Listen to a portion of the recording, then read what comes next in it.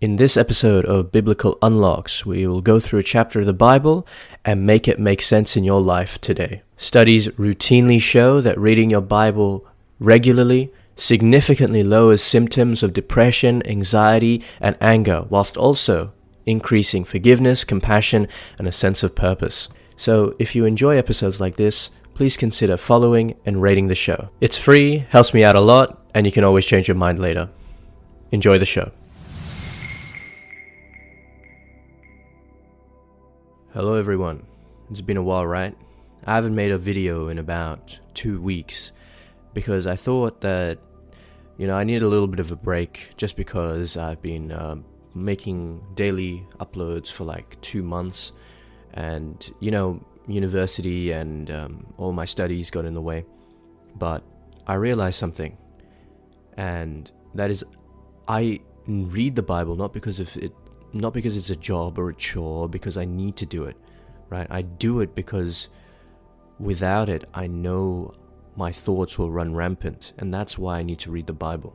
Because otherwise, I just trust myself, I just trust my own ideas, I trust my own thoughts, and that's exactly when I start to go crazy, You start to lose your perception of reality, and that's actually what happened. That's what pushed me to becoming a Christian. Is because I struggled with a lot of depression, anxiety, and the weight of the world was on me, and I felt like this physical pain every time I would think about existential things, right? And it became so bad that I just couldn't deal with it anymore, and that's why I started reading the Bible. And for me, if I stop reading the Bible, it's a problem, because then I just think and think and think and overthink, and I get poured in late at night. And I start to lose my sense of purpose and my grounding in reality. So that is why I read the Bible. And I wanted to make this habit, and I wanted to make sure that people who are in that same situation can have a way of alleviating that pain and sorrow by just reading the Bible daily. So that's what I'm going to do. So I'm going to keep trying to do daily uploads, not because I want to, but because I need to.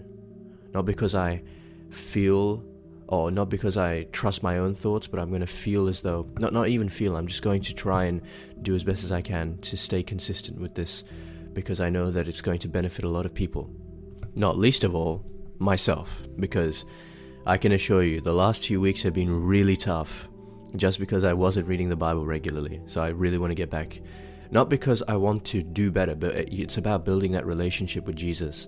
And you want to know what Jesus is telling you? You want to know what words he has for you?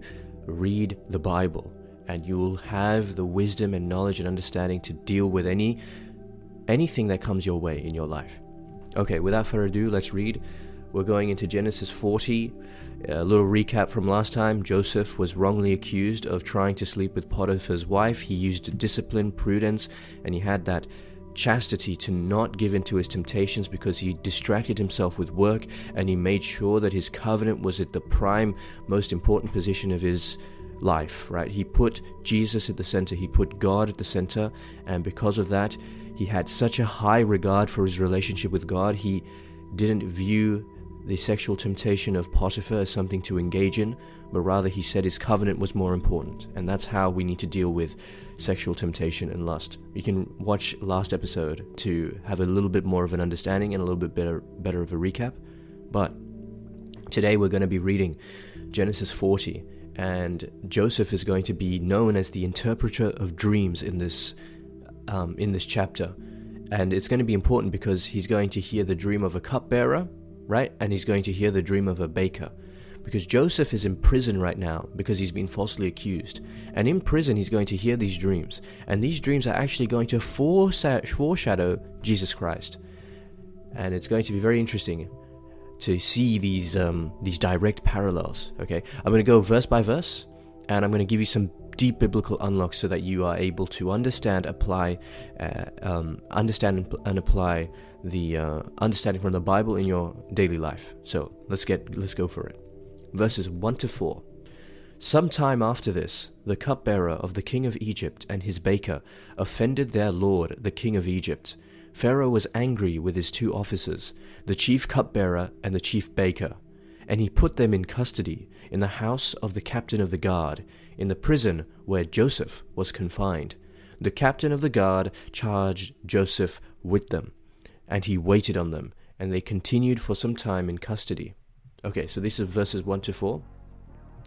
There are two officials. One is the cupbearer, and one is the baker. It should be noted that these are not random prisoners. Both of them had direct access to Pharaoh's life. The cupbearer literally placing the king's life in his hands with every sip. Think about that, right? The cupbearer has access to the king's life because he could poison it, right? He could poison the drinks that he takes a sip of, and the baker has access to every single loaf that he has, right? So the Pharaoh is actually entrusting his life with these two. And Joseph is assigned to serve both of them. So Joseph is present in the prison, right? And the captain of the guard charged Joseph with them. So, and he waited on them, and they continued for some time in custody. So Joseph was instructed by the captain of the guard to take care, or to take charge, and to serve the chief cupbearer and the chief baker. This is actually a direct unlock because it actually prepares the theology of Jesus Christ. That is to say, Joseph, who is a suffering servant, ministers to guilty men facing judgment. This actually looks forward to the cross, where Jesus Christ ministers to guilty men. He washes the feet of guilty men, of sinners. Even though he is morally perfect, he actually takes the form of a slave, of a servant, and serves others. This is why he says, this is why it is written in Philippians chapter 2, verse 6 to 11, Paul writes, who being in very nature God, he's talking about Jesus, did not consider equality with God something to be used to his own advantage. Rather, he made himself nothing by taking the very nature of a servant, being made in human likeness, and being found in appearance as a man, he humbled himself by becoming obedient to death, even death on a cross. Therefore God exalted him to the highest place and gave him the name that is above every name, that at the name of Jesus every knee should bow in heaven and on earth and under the earth, and that every tongue acknowledge that Jesus Christ is Lord, to the glory of God the Father. So this is important. He takes the position of a slave and serves others, serving guilty men, even though he is a suffering servant. And this is the typology, the foreshadowing that Joseph represents. Okay, verses 5 to 8, let's go.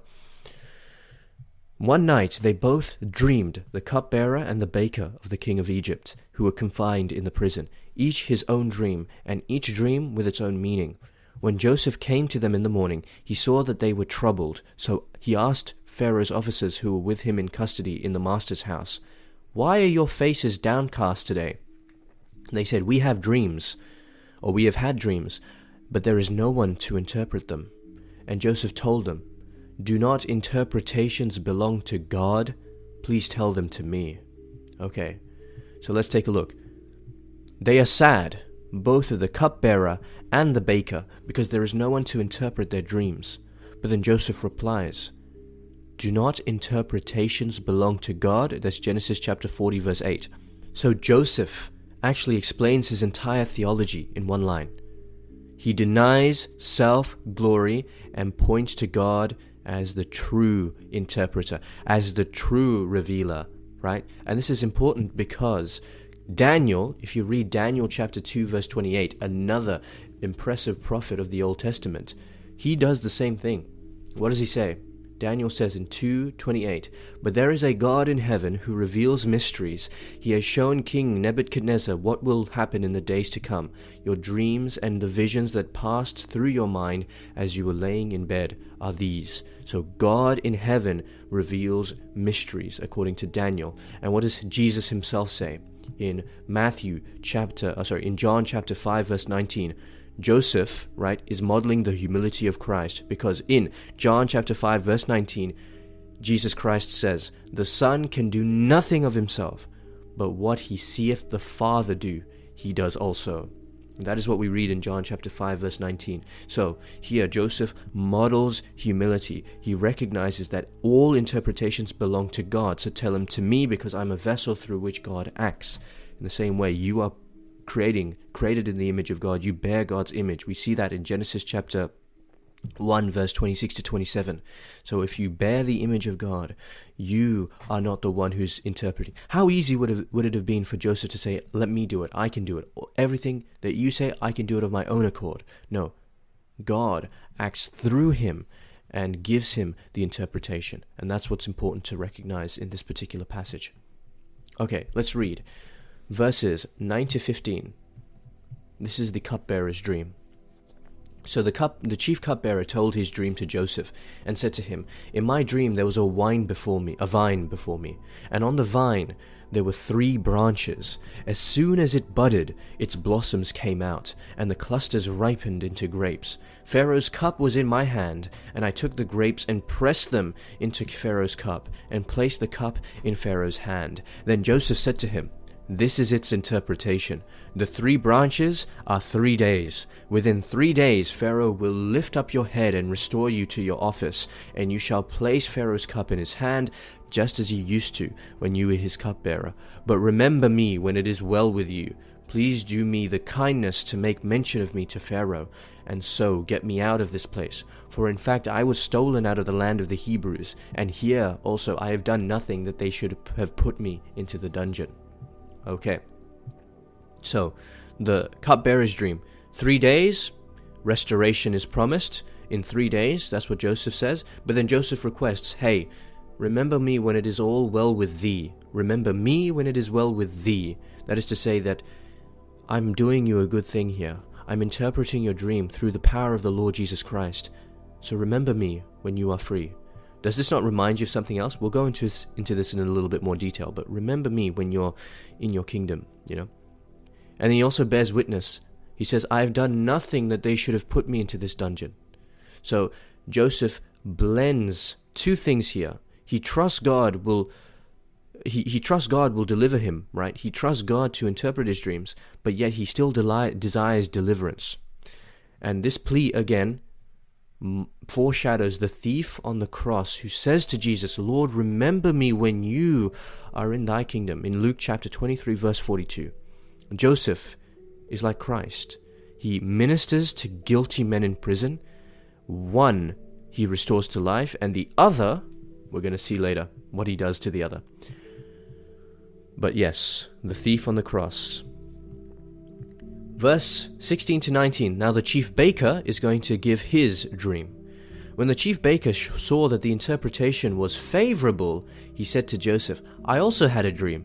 There were 3 cake baskets on my head. In the uppermost basket there were all sorts of baked food for Pharaoh, but the birds were eating it out of the basket of my head. And Joseph answered, this is the interpretation.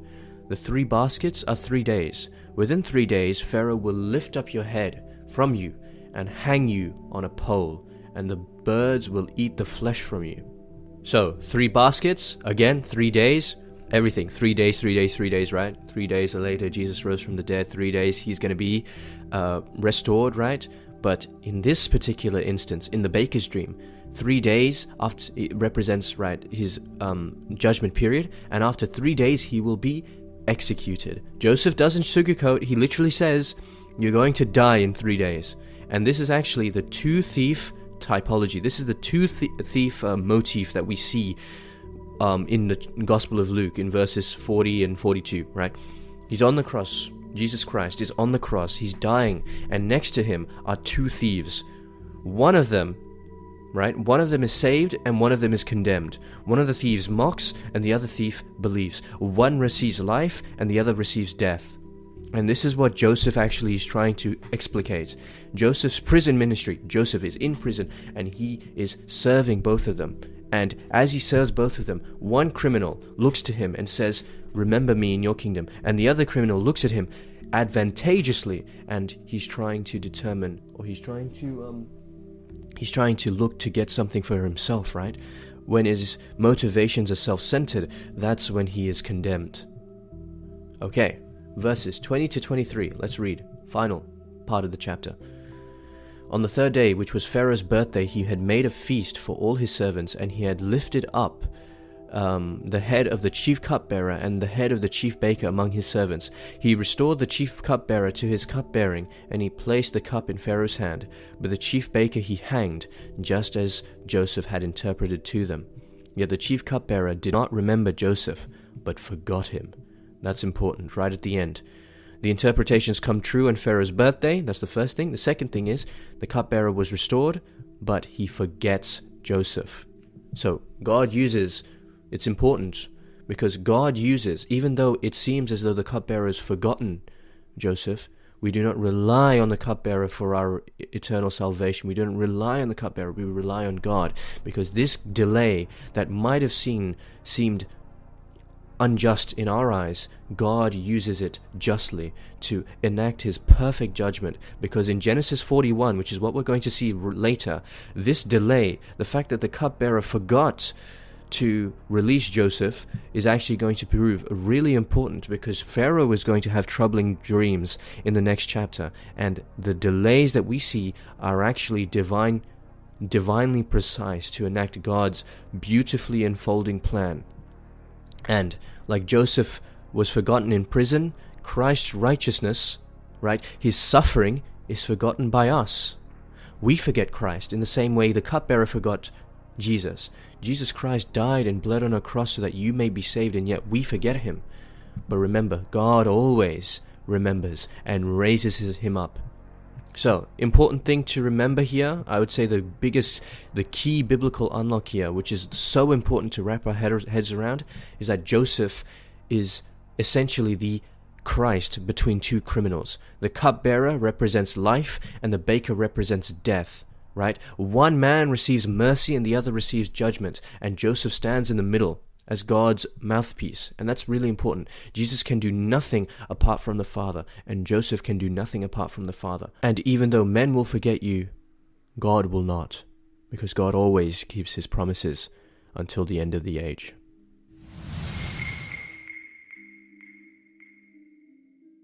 So that's it for this episode of Biblical Unlocks. This show is designed to help you keep up your habit of reading the Bible, understanding the Bible, and applying it in your daily life. I upload daily, so if you don't want to miss tomorrow's episode, feel free to rate the show and follow.